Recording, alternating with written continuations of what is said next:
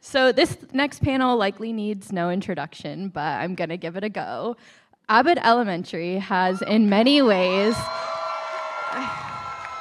it's revived the network sitcom.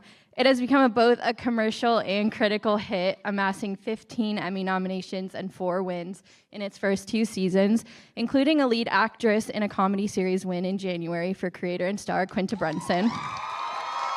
It's done all that while also shining a light on the struggle of public school teachers nationwide. Currently in its 3rd season, Abbott Elementary has already been renewed for season 4. Without further ado, please welcome creator and star Quinta Brunson. And stars Tyler James Williams, Chris Perfetti, and William Stanford Davis. Let's go ahead and start with a clip from Abbott Elementary. How could cigarettes not be banned? Yeah, somebody really missed the mark on that one. I know my Fed is going off today, but don't look at me. I blame Janine. What are y'all even doing down there at the district? Shuffling papers, doing a juvie slide? The children are smoking. What's a juvie slide? Well, it's when you put one foot down and you kind of move in the opposite direction. I do not want to live in a world where white people explain dance moves to me. You know, I just don't get it. You know, I thought we beat cigarettes with the Truth campaign. It's just so retro. Well, maybe they're getting cool again. I mean, clogs are back. Anything's possible. Yes, but there are some cool clogs. I just can't believe that children are smoking ragweed. I know. Don't they know that smoking kills? Jacob, you literally vape. Okay, that's different. Yes, and that it's worse because you can vape anywhere. You vape all through Saltburn. You're inhaling thousands of toxins. Yuck. Yeah, well, Janine smokes weed every day. No. Damn, Afro Man. Quinta, I want to start with you. You've spoken a lot about the reasons for wanting to create a network sitcom and specifically shining a light on teachers. But when you reflect on where Abbott started and kind of where it is now, how do you feel about that? Oh man, it's amazing. We actually just had so many moments as a cast recently because we just wrapped our 3rd season this week. And I was just sitting there talking to Tyler and looking out at my crew and my cast on the Warner Brothers backlot. And we filmed the pilot episode in a school in West Adams. And to go from having to, you know, use these small real classrooms to now having multiple corners of the Warner Brothers lot, it's just wild to see where we are now. And we had a wrap party last night and we were celebrating, and it warmed my heart. We still have most of our crew from season 1, which is really hard to do. But those people really enjoy working there, as do we. And on top of all of that great work stuff, we have an incredible audience who loves our show. And we are just so grateful for all of your support, for your continued watching of the show, continuing to make it a ratings hit. But it just warms my heart that you guys enjoy it, and that's all you can ask for 3 seasons in, is that people are still enjoying it. I want to get some comments from the cast as well about joining in season 1 and what your expectations were for where Abbott was going to go and where it has ended up.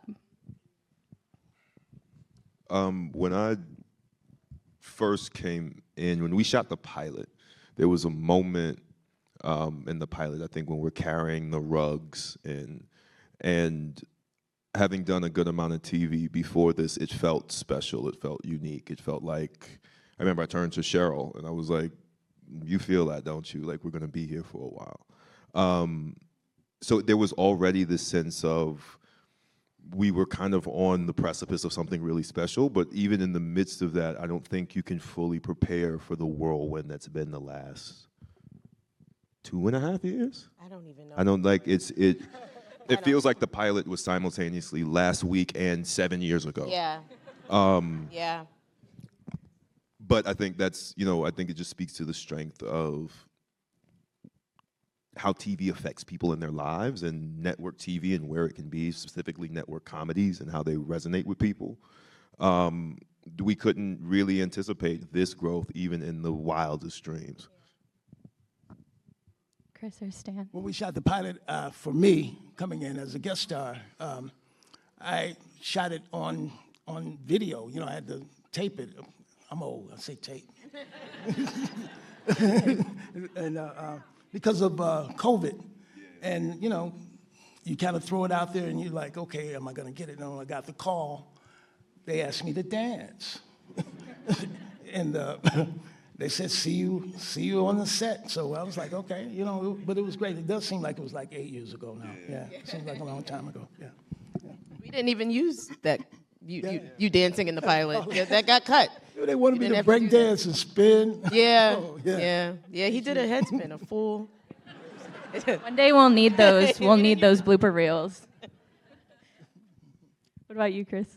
I just feel like it's still kind of surreal to me. I'm like, here we are, we've now done 3 seasons, but I don't know. As an actor, I feel like you get very used to things not working out. You have to sort of, you know, my actors in the room, like you have to sort of guard yourself against disappointment. And so, and it's only been working on the show that I feel like I've realized the amount of miracles that have to happen for something to work and for it to work well and for you to have the right crew and the right actors that you trust. It's truly astonishing. And so it still doesn't feel real, I feel like.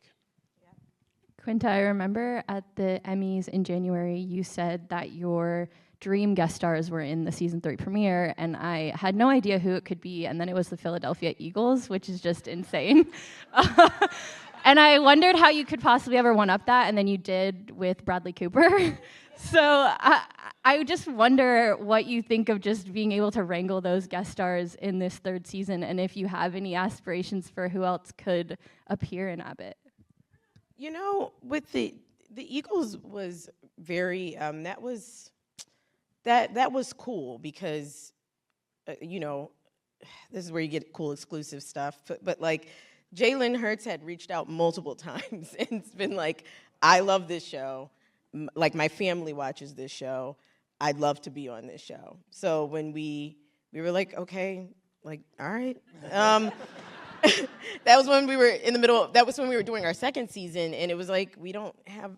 Thank you for telling us, but we didn't have anything for him, anything organic. We really do try to make organic things happen. So season 3 premiere, I knew that, you know, I wanted something special, and the Eagles are very special to me as a Philadelphian, and I, you know, remember Jalen had been, yes, go Birds. And then I knew Jalen and wanted to be a part of it, so we were like, oh, let's write Jalen this part. We knew we wanted to have the Eagles there to help Melissa in the proposal, but then they were like, well, we got some other guys for you. Jason Kelsey wants to be in it, and Brandon Graham. And I was like, oh my, this is incredible. It was an embarrassment of riches. They were just incredible. They were in the middle of their season, but they took the time to film that. We sent one of our ADs to Philly to help them do it over Zoom. We didn't want to make it hard for them, so it wound up being on Zoom. And for Bradley, Bradley was like another one where I was just like, oh, wait, we have Bradley Cooper? Okay, I guess, what do we do with Bradley Cooper? But Bradley was actually incredible because we talked for weeks leading up to it about what he could do. He's a Philly boy, so it wasn't far-fetched to have him be in the neighborhood. But, you know, someone like Bradley Cooper, it would have felt weird for him to come play a character in our world, honestly. Like, he's a movie star. He looks like one, he talks like one, it just would have been weird. So it was better for him to play himself. And it was just, we wanted something splashy after the Oscars. As a student of comedies or TV after a big event, you want to have a big splashy cold open so that people who have never seen your show before decide to keep it on. And Bradley being a part of that was incredible. A funny thing he told me was that, or he showed me on his phone that David Fincher was texting him like, man, you're in this show. And then David Fincher just kept watching the whole episode. And that's what you want. You want to make a good splashy cold open. So I guess David Fincher keeps watching your show. Yes. Tyler, Chris, or Stan, do you have any dream guest stars still that you'd love to see on Abbott? You're asking this question after we just shot season 3, which is chock full of, like, there was one day we were looking at the call sheet and there were 17 characters in one scene. So at this point, I don't even want to speculate because I'm assuming if they're supposed to be there, they'll be there. And I've gotten enough messages of people asking me to pass the message along that I don't need any more of that. I just don't. I will say before, we've been most excited. Like Josh Segarra, who joined us this season as Manny, has been incredible. It's been people like Cree Summer who joined for as our librarian, as our Abbott librarian. Tatiana Ali. It's been really exciting to have those people in the room with us, just being a part of our world. That to me is the most exciting guest casting. One of the things about doing a comedy set in a school is that it is year-round and things do happen every year that you kind of have to revisit. And I was reading the log line for the next episode, and Ava Fest is coming back. Yeah. And I wonder how you kind of brainstorm how to make those things that you've already introduced into the show new again and make them feel fresh for the audience. Oh, that's a good question. I think we trust the world that we have built. We trust that the people who know the show are going to be there, and any new faces, they're going to say, oh, Ava Fest is a thing, I guess. Let me get on board. If they're watching the show for the first time and everybody's okay with Ava Fest, I guess I'm okay with Ava Fest too. So I just always try to trust the world that we've built, and that's like my main objective. Yeah. Chris, I wanted to ask you, one of my favorite parts about Jacob is his physical comedy, especially in this last episode on Thursday. It's just off the charts. And I wonder how you just manifest that on set and kind of get into character in such a physical way.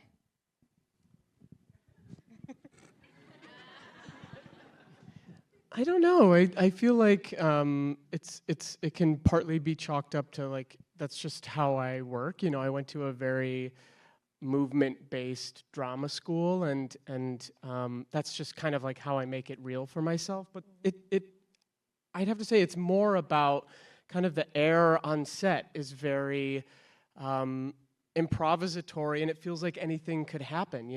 The show, as it comes to us, is usually the best version of it, and we are not, writing our own jokes on the spot. But it feels very much, because there are 3 cameras going at all times, that, like, we can do anything. And yeah, I'm there now to just sort of, like, tickle myself and try and make these guys break. And so She does. Yes. I'm just trying to have fun. Yeah, he's always throwing you a curveball. Yes. He keeps you got to be in the moment, on your toes with him, because he does it. So in this last episode, in this last episode on Thursday, we kind of leave in this moment where Janine has a big decision to make. And I'm wondering if you can say just a little bit about how she's going to navigate that journey and figure out what's best for her. What? If you can say what it is. No. I don't know. I don't think I can say. You have to watch the show. Abbott Elementary, Wednesdays on ABC. Stream next day on Hulu. I really can't say. No, I get it. Well, yeah, I get it. Stan, I was wondering if there's something that you'd like to see from Mr. Johnson that we haven't gotten to see yet. Is there Something of Mr. Johnson that we haven't gotten to see yet of his character. Oh, there's a lot. There's a lot that you haven't seen yet. They just haven't put it in the show yet. I mean, the show, people ask me all the time about when are they going to, I think my character's established. And we got 21 and a half minutes to shoot a show that has 7 main characters in it. So, I get in where I fit in, but they're going to reveal more about Mr. Johnson. Yeah. Well, the show has already been renewed for season 4. How does it feel to get such an early renewal? And also, when do you start thinking about what that season's going to look like? When are you going to start thinking about what that could be? It felt incredible. We actually knew we were renewed before the premiere even aired, which was such a comforting feeling to just know that ABC trusts us in that way and supports the show. And as far as thinking about season 4, I mean, I was already thinking about season 4 during season 1, and it never stops for me. I mean, my brain's on fire currently, figuring out, I have this concept, if you see it, fine. If you don't, you don't, because the room is against it. But I just was thinking about a storyline in my head for Jacob where everyone thinks he can't read, but he can. He just needs glasses. But it's like, it's just something, these are the things that are always happening in my head. I am listening, I'm here, I'm present, but I'm also thinking about that. So, yeah, I'm always thinking about it. Well, thank you so much for being here. We really appreciate it. Thank you, guys. Thank you so much for watching the show.